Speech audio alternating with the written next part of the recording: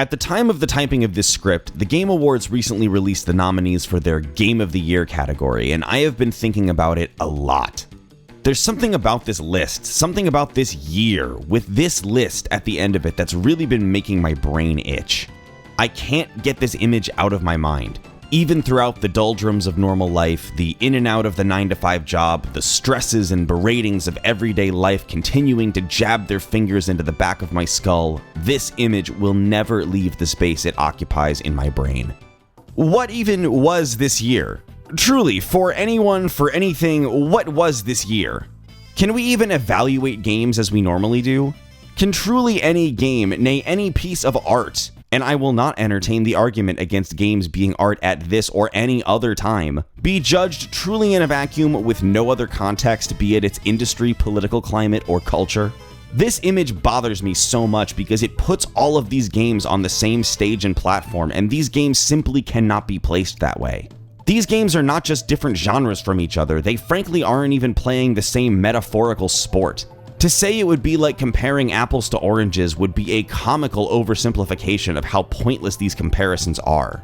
It would be like talking about how apples and oranges both make terrible race cars. That would be a statement that would certainly raise a handful of eyebrows. The climate of the world we lived in and continue to live in absolutely shaped the way we talked about and experienced games with one another. Without risking getting this video shadow banned on YouTube, I won't mention what events transpired that would make this year especially tricky to evaluate. Suffice it to say, unless you have been literally living in a nuke bunker since the Nixon administration, you probably know what I'm talking about. As for the specific games on this list, I have personally only played half of them, so I can't speak in great depths about their merits. However, I'm frankly not interested in their merits. I would go so far as to argue that how good each game is irrelevant. I would like to talk about these games, though. These games would not be viewed and evaluated the same under any other year. We would not be having the same conversations about these games in 2019 that we would now, a disconnect that has been causing the aforementioned brain itchiness. The one that stands out as the biggest outlier is Animal Crossing. Animal Crossing is by no means a niche product even in the most uneventful of years, but it could not possibly have come out at a more appropriate time. To be anecdotal, I am not an Animal Crossing fan under normal circumstances. I find the games and similar games to be pedantic, repetitive, and aimless. However, Animal Crossing New Horizons taught me that sometimes it's okay for art to be pedantic, repetitive, and aimless.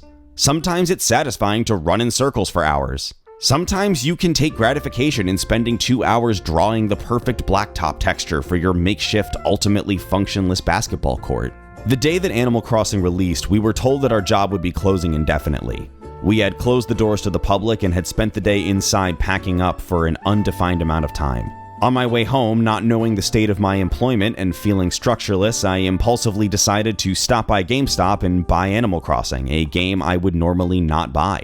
I now had a lot of free time on my hands and decided that even if I hated it, I had nothing to lose but $60. The game was exactly what I needed by not being what I wanted. The game was exactly what a lot of people needed. The game was, in a world that would not promise one, a routine. The game allowed me to get up every morning and have a routine of picking fruit, visiting the store, decorating, and digging up fossils. The game was structured in a world that would refuse to be. It was a way to visit friends and play outside in a world where such a thing was not possible. It was a game about nothing, but the mundanity of nothing was desperately needed and warmly welcomed. Animal Crossing was more than a game. Animal Crossing was a cultural phenomenon where the culture wanted to grow plants outside with their friends. All of social media was emblazoned with posts sharing people's individual turnip selling prices, inviting strangers to visit with no expectation of reciprocation other than the satisfaction of making a stranger's day. People crafted and shared clothes they had made. People flexed their island designs and shared crafting recipes. Animal Crossing became the new community farmers market, available to all of us with just the entrance of a simple dodo code. And the same day, Doom Eternal came out. Doom Eternal is as opposite a game to Animal Crossing as a video game can be, an observation that was made into oblivion by anyone with even a passing knowledge of both games who wanted some easy funny guy points. Doom did not want to be mundane and calm. Doom is the low-budget, low-brain energy action movie that satisfied a very different need in people. Doom was a game that let people blow off steam. In a world where people couldn't go outside to bars, couldn't go dancing, partying, play sports, or go to concerts, Doom was aggressive, loud, flashy, and not ashamed to be any of those things. Doom knows exactly what it is and relishes in it. When we talk about what makes games different from one another, we often talk about things on the surface. Doom is a first-person shooter. Animal Crossing is a simulation game. While those are both true sentences, they don't explain why the games are different. Doom's self-referential, tongue-in-cheek attitude towards its own plot and violence was the perfect palate cleanser in between people's daily routines of picking virtual fruit, stressfully scrolling Twitter, awkward Zoom calls, and staring at the ceiling trying to remember their friends' names. Imagine eating nothing but plain oatmeal every meal for a week and then chugging a bottle of Tabasco sauce, and then getting punched in the face. That's what Doom wanted to give you. Final Fantasy VII Remake took the opposite approach. Instead of taking close aim at a single target, it attempted to take aim at every target all at once. I've made an entire video detailing my thoughts on the Final Fantasy VII Remake, so I will spare regurgitating it, but in summary, I found the game unfocused and sloppy, although still fun. Final Fantasy VII Remake was destined to be big regardless of the year. The original game's pedigree of one of the greatest games of all time followed it for the entirety of its development, both in rumors and in official production.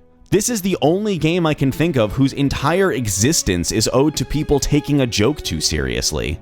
No matter how good this game was, or how much it expanded on the original Final Fantasy VII, it would never be able to live up to the dizzying heights of canonization that the original game had achieved. For the record, I think the original deserves such canonization. I bought this game on a routine trip to the local Walmart to procure the fabled and in high demand toilet paper, as the world had decided it was worth more than its weight in gold.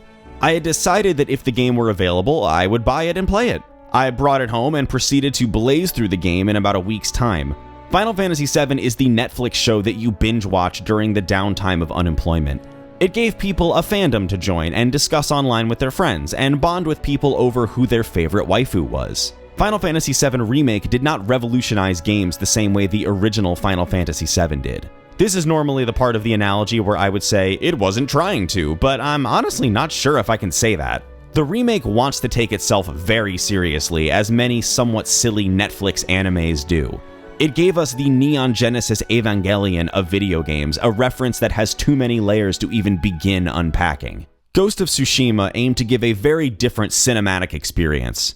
Where Final Fantasy VII Remake was the overblown overproduction of the Evangelion Rebirth movies, Ghost of Tsushima was the classic Kurosawa film. The game's open world is not a new concept, as games like Breath of the Wild and The Witcher 3 had all but perfected the formula several years prior. I have not played Ghost of Tsushima, but I feel safe to say it has not improved upon the wheel. However, not all wheels need to be innovated upon to be good wheels. I have the least to say about this game because I am a hack who has not played it, so I won't dwell on it for too long. Open world games were greatly welcomed by people who could not openly explore their own world. Hades is the rare example of an indie game that supplants the efforts of AAA developers. Hades is an incredible video game. It is absolutely as good as everyone on your Twitter feed says it is. But we're not here to talk about how good Hades is. Instead, Hades represents the comfort food arcade game you play while also representing the same tough-as-nails show-offiness of games like Dark Souls and Super Mario Maker. Hades is the most video gamey of all the games on this list and deserves the spot as such.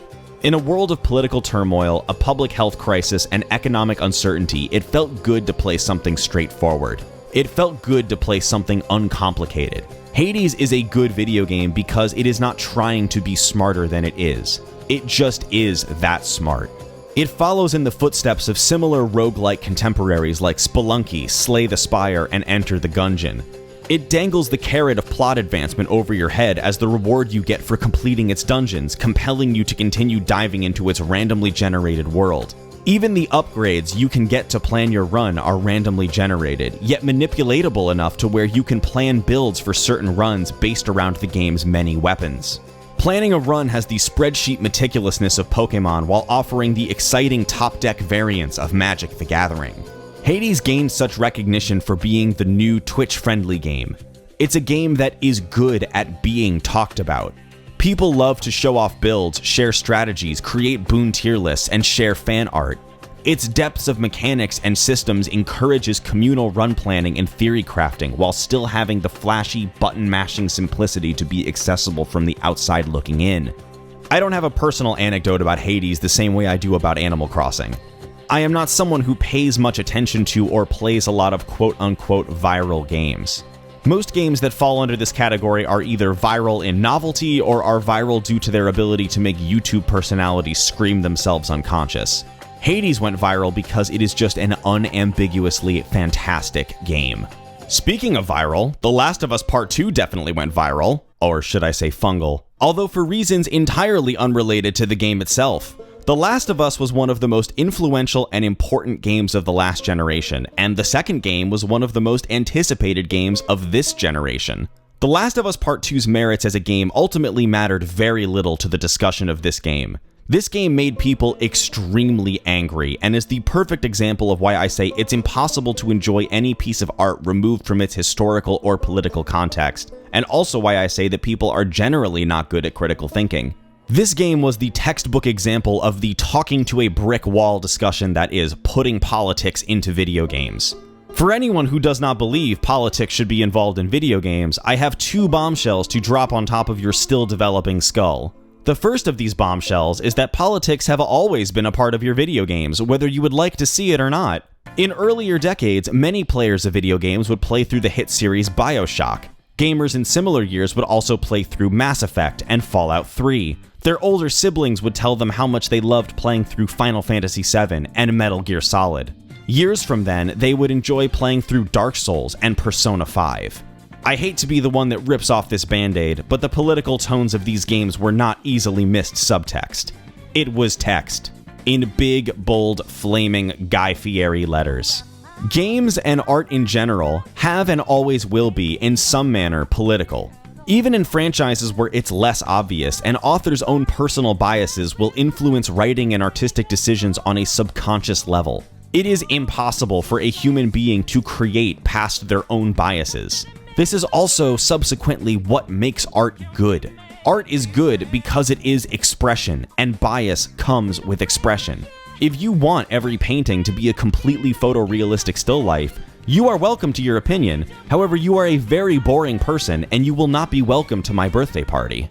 The second bombshell I will gently lower onto your freshly bruised head is that there is nothing inherently political about people's identities, and their inclusion is not at the exclusion of people more like yourself. This game got a lot of anger because it included lesbian and transgender main characters. Their mere existence sparked massive review bombs, angry YouTube tirades, and only the greasiest and most unwashed of online comment sections. I really don't know how to say this any less bluntly, but these people exist in real life as well as in video games. Their inclusion does not promote any particular stance because there is no stance to promote. If you were not a lesbian before playing The Last of Us Part 2, I assure you, you will not become one by playing it. Just because you do not know people like this in your personal life does not mean that they aren't actually real. I would encourage you to leave your metaphoric, or in some cases almost literal, Plato's cave to find that the scary shadow creatures you see are not actually all that scary or even all that real. The Last of Us Part 2 is the most 2020 of the games on this list because it shows an evolution of the zeitgeist of games. It makes an LGBT woman the face of one of the biggest games of the year. It challenges people's expectations of what to expect out of a video game's narrative. Most of all, it showed that the industry still has a lot of growing to do and is more divided than people would like to believe or act like it is. The mainstream face of games is becoming more inclusive and progressive, and that upsets a lot of very loud, very angry people who want games to stay the same as they always were, or rather an imagined version of how games were where these things were more easily ignorable. The Last of Us Part 2 is a big neon sign that tells people that games are moving forward whether they want to move with it or not.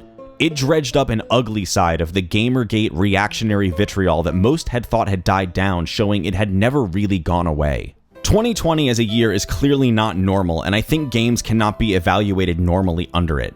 Publications will continue to print their Game of the Year nominations and lists as is expected. I am not here to argue that a person or persons cannot determine what their favorite game from this year is. My point is that the Game of the Year is ultimately impossible to decide. Games mean so many different things to so many different people. A game's merit to you is affected by factors outside of the game just as much as things inside the game. An album can be one of your favorite albums but still be hard to listen to because of the circumstances surrounding it. You and your opinions are very much a product of your environment, whether you would like to recognize it or not. Things like a new job, a family death, a breakup, or new relationship. These are things that flavor the experience of playing video games, even as we view them as escapism. This year more than ever showed that different games can all be people's game of the year because there is no such thing as a game that appeals to truly everyone, nor is there such a thing as a game that appeals to no one. Your game of the year may very well be one of the games on this list, or it may be a completely different game. It could even be a game not even released this year.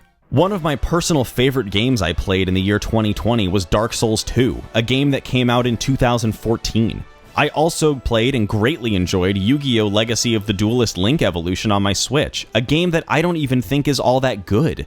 I also played Xenoblade Chronicles, a game from 2010, and found it to be the boring version of Final Fantasy XII.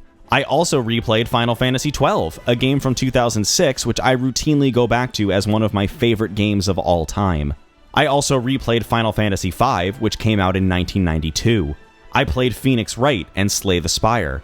I traveled to Pennsylvania to spend a few days with friends when that was still a possibility, and played a lot of Super Smash Bros. Ultimate, an experience I would rank above any game I sat and played alone in my living room.